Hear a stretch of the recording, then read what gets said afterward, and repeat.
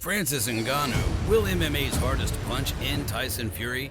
The combat sports world is buzzing about the recent news that former UFC heavyweight champ Francis Ngannou has gotten his wish. Not only has the feared striker been booked for a pro boxing match, he'll do so against one of the biggest pugilists on the planet, Tyson Fury. Now, depending on who you talk to or what you're reading about the October 28th fight, that buzz could be legitimate hype to see Ngannou and Fury throw hands. After all, Ngannou has demonstrated time and time again that he's capable of temporarily sending someone's essence to the deepest crevices of the earth with just one punch. So why wouldn't you tune in to see if the Predator can take out the Gypsy King? Or it might be someone calling the bout a freak show, likely a boxing purist who believes Ngannou has a better chance of landing a gig in the NFL than defeating Fury in a boxing ring. But are some fans and pundits dismissing Ngannou and his soul-snatching punching power too easily? Well, before we get into it, if you enjoy this video, please be sure to like it and to subscribe to KO Central MMA. And please share your thoughts on the upcoming fight in the comments section below. Alright, with that out of the way, let's take a closer look at Ngannou and his chances against Fury. Ngannou begins his destructive path to UFC gold. Now, if you're a boxing fan who doesn't follow MMA and you've just started doing your homework on Ngannou, then you may not fully understand how meteoric and destructive his path to the UFC title was. The Cameroonian-born fighter joined the UFC back in 2015 at a juncture when he had just 6 pro MMA fights on his resume. Further, Ngannou had only been fighting professionally for approximately 2 years. Not too many fighters sign with the world's biggest MMA promotion when they have that little amount of experience. Well, it didn't take Ngannou long to make highlight reels in his UFC tenure, as he put Luis Henrique away with a thumping flurry of punches in round 2. It remained clear in Ngannou's next couple of fights that his striking was going to be a problem for the heavyweight division. But the Predator really hit that point home, literally, in his 2017 bout with Andrei Arlovski. Not only did Ngannou need just over 90 seconds to take out the former champ, he did so with a brutal right uppercut that sent Arlovski flying back. Seeing Arlovski crashing to the deck was impressive enough, but the fact Ngannou was able to do that while appearing to be off balance was ridiculously shocking. The Predator was already drawing praise for his punching mechanics and how he distributes his weight so effectively, but that wasn't even necessary to put away the pit bull. Further, it was another example of Ngannou taking out opponents with a different tool other than his right straight or overhand right. Ngannou ends Overeem with one of the most violent KOs in history. As Ngannou prepared to face Alistair Overeem in December 2017, talk about his ferocious power was well underway. But all that hype kicked into a whole new orbit on account of what transpired at UFC 218. Before the fight even hit the 2-minute mark, Ngannou almost launched Overeem's head into the 15th row by landing a vicious "close your eyes, kids" left uppercut. Unlike the shot that finished Arlovski, Ngannou had his feet planted when throwing the punch, so the massive heavyweight was able to fully pivot and unload all of his power. The finishing sequence and the unconscious Overeem immediately blazed around the world, and it's a knockout that people in the year 3000 will still be watching. The Predator gets back on track in violent fashion. Now, following Ngannou's unforgettable win over Overeem, he was tapped to fight Stipe Miocic for the belt and came up short. The champ's wrestling proved to be his undoing, and then Ngannou dropped a lackluster decision to Derek Lewis. But any talk of Ngannou being overhyped was quickly put to rest by the fighter's pounding fists. Ngannou proceeded to score consecutive stoppage wins over Curtis Blades and then former champs Cain Velasquez and Junior Dos Santos. Ngannou needed less than 3 minutes total to finish all 3 fighters. Think about that for a second. It took Ngannou longer to walk to the cage once than to put away 2 of that generation's greatest heavyweights and a top contender in Blades. Up next, Ngannou took on Jairzinho Rozenstruik, who has also induced his fair share of nightmares over the years on account of his striking abilities.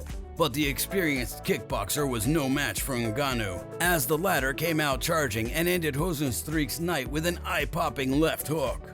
But Ngannou's greatest and most meaningful finish lay ahead for him. On account of the destructive path Ngannou had blasted through the likes of Blades, Velasquez, JDS, and Rozenstruik, he was tapped to match Miocic in March 2021. This time around, the result was very, very different. Although Miocic was able to make it out of the opening round and halt Ngannou's first round stoppages, the legend's title reign came to a crashing end in round 2. Ngannou punished Miocic with thumping punches early into the frame, and as the champ valiantly attempted to return fire, the Predator ended him with another left, right, square on the jaw.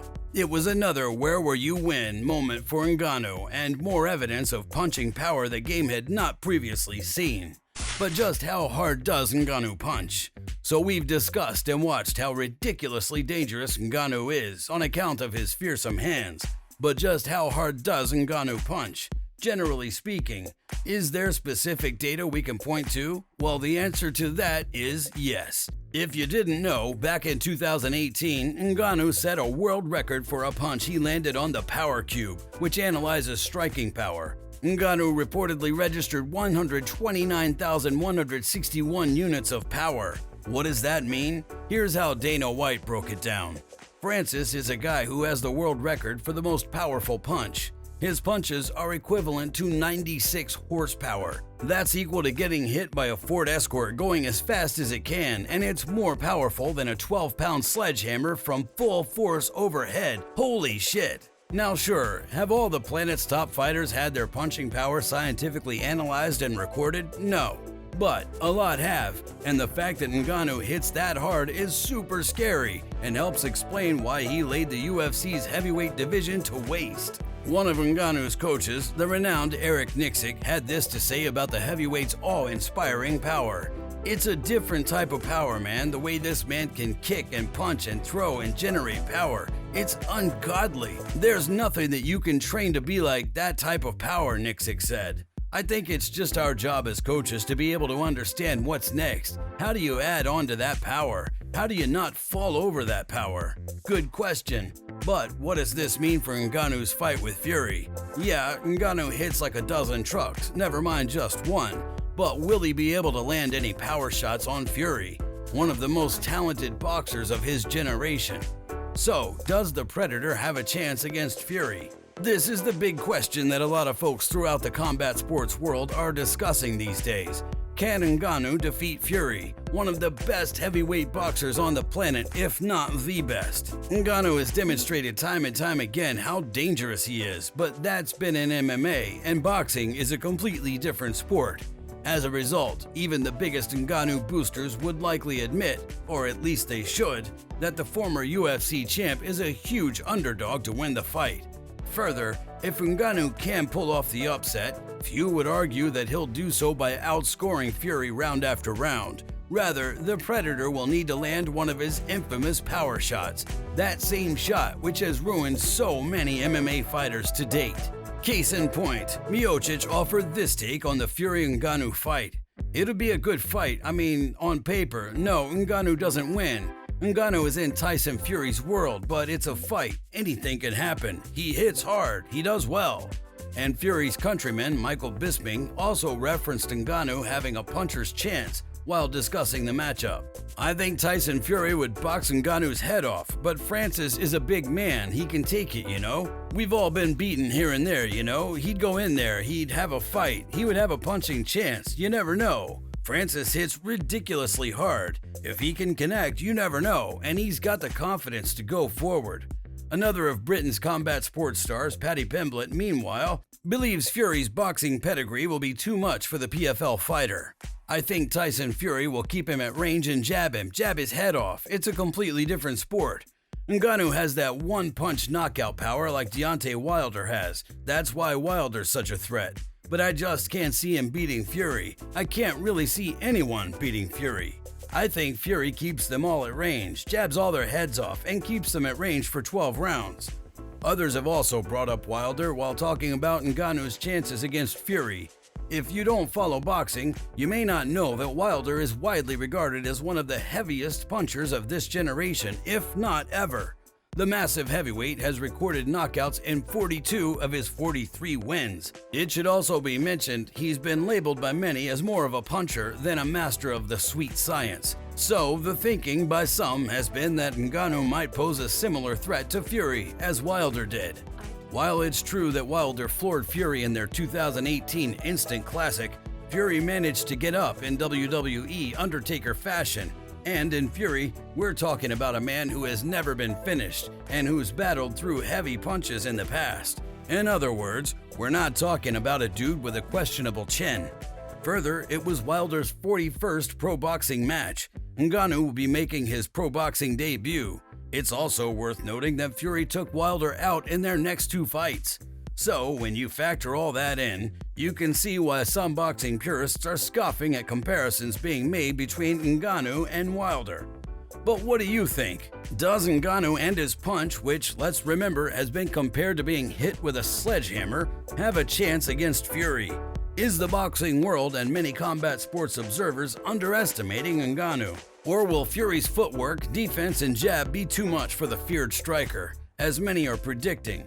Could the Gypsy King stop the former UFC champ? Let us know in the comment section below, and if you enjoyed this video, please remember to like it and to subscribe to KO Central MMA. Also, be sure to click the bell at the top right to ensure you're notified next time we post a new video.